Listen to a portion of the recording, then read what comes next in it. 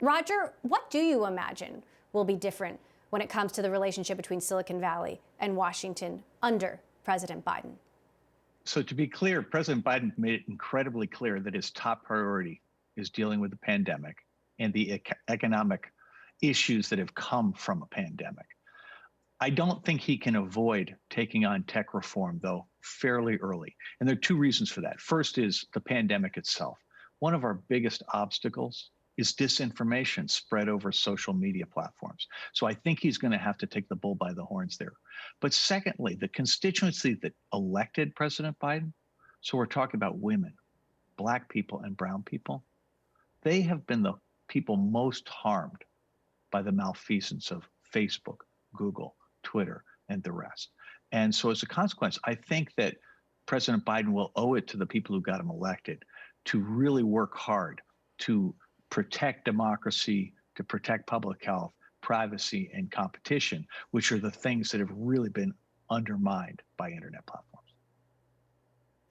Now, President Trump has been banned from Twitter permanently, from Facebook indefinitely, and I wonder how much you think Trump being gone will actually lead to more healthy conversation on these platforms. Of course, it is not that simple, but does removing him make a significant change in the conversation that is happening?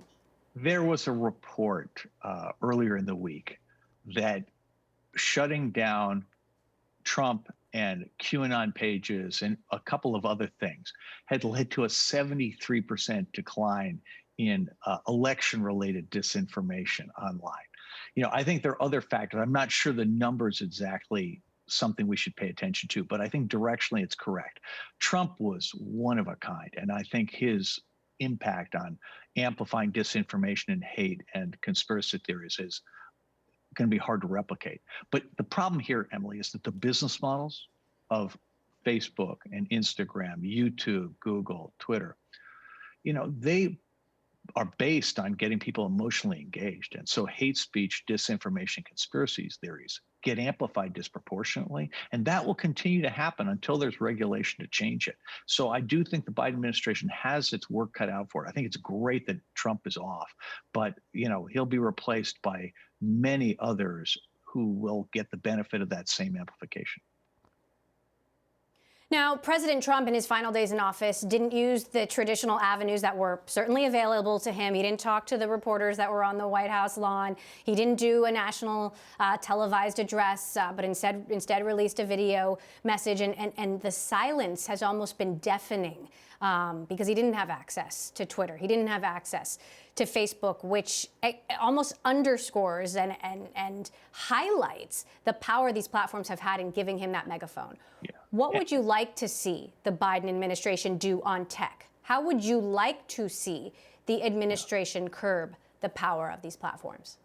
So I think the platforms, and frankly, in partnership with the Republican Party and President Trump, have been playing with fire for 5 years, and it all blew up this past year, first with COVID and the COVID disinformation that happened, then with the election disinformation that happened, culminating in those things coming together to do the insurrection at the Capitol.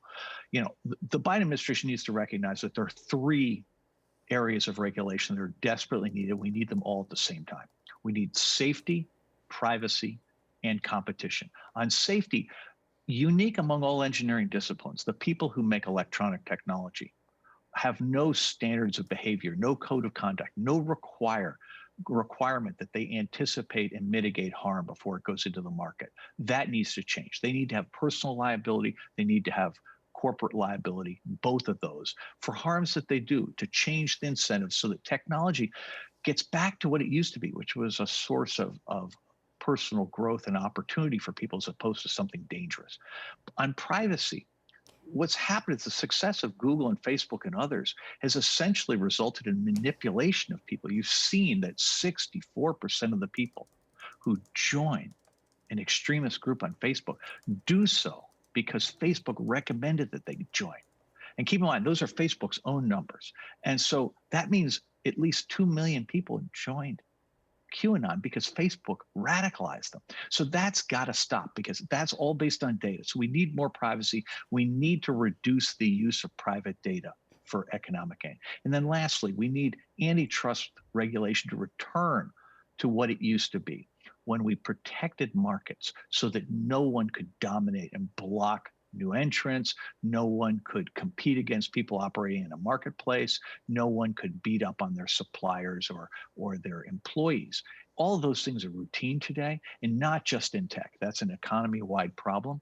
And the Biden administration needs to do something in all three areas. They need to do them all simultaneously. But the great thing, Congress is very advanced on its work on safety and very advanced on antitrust. Obviously, the Trump administration did a great job on antitrust relative to the previous ones. And so we're a long way down the path on antitrust there and at the state level. And then lastly, on privacy, California and the state of Washington have put in new privacy laws. But most important, Apple in the new version of iOS is going to opt in privacy, which means corporations must ask permission before using your data. That is exactly the right idea and needs to be implemented as a law across all businesses and all contexts. And I think they can do that. That's not going to require a lot of bandwidth from Biden or his team. You just need to encourage Congress to do it, and you need to make sure that the roadblocks are cleared out of the way. Do you believe that President Biden can actually unify this country? Well, I think, Emily, there are huge challenges to do so, but that is his goal. That's his commitment. And I think most of the country, a majority of Americans want to work together to make the world a better place. And, I think as we get more distance from the Trump years, even people who used to support President Trump will begin to see that the kinds of name calling that took place, the kinds of harm done to children in cages at the border, that all those sorts of things were, performative hate, and that there's no place in America for that kind of stuff. And I think that Biden is going to exemplify qualities that most Americans like to see in our country. And so I'm very hopeful that given time, he will do that. But he's got to be able to succeed against COVID, and he's got to be able to get the economy in a place where people are less stressed out, where there's less food insecurity, less housing insecurity. These are really hard problems, and I am hopeful that he will be incredibly successful with them. But, healing this country is not going to happen overnight. And I don't think anyone should expect that. But I don't think that we need to heal first. I don't think that's our first objective. I think our first objective is to get well medically, get well economically, and that the political things will take care of themselves after that. The social network Parler, which has been a haven for some very extreme voices on the right, is showing signs of life now, Roger, with the help of a Russian technology firm. It's still not back in the Apple or Google App Store, but I wonder if you see Parler gaining strength or becoming a sort of dominant platform for conservative voices. Will another network emerge? Where does that movement go? Can I be honest with you? I don't think that's going to turn out to be the question we need to focus on long term.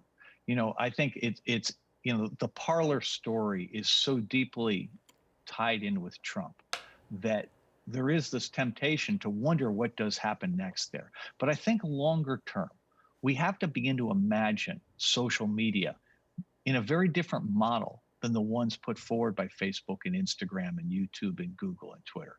There are lots of other ways to do it. And most of those ways are going to be much less harmful than what we have seen. And I think we just need to get used to the idea that whether it's Twitter or Parler, it doesn't really matter. There's a better way of doing that. Whether it's Facebook or MeWe, there's a better way of doing this. And, it's ways that sit there and ask the question of, what does it mean to be a community? What does it mean to have things that you care about? What are facts? I think you have to have an approach to the problem that's fundamentally different than the one that's in the marketplace today. And until we do something about monopolies, it's going to be really hard for alternatives to succeed. So we do need to have some government intervention to create the opportunity for 1,000 flowers to bloom. What is the likelihood, Roger? We have about a minute left of a tech breakup. Do you think Apple, Google, Facebook, Amazon, will those companies be broken up in 4 years? I would like to hope so. Well, 4 years, I don't want to put a time frame on it. I do think it is inevitable that we're going to see very significant antitrust action. The states are going to do it whether the feds do it or not. And so I think investors should be overjoyed at that. The history of antitrust intervention in tech is one that it's triggered every major cycle, and it's worked out incredibly well for investors. And I think if we were to have that again, that would be great news. But the core thing is not to worry about the timing, but the direction. And yes, it's going to happen.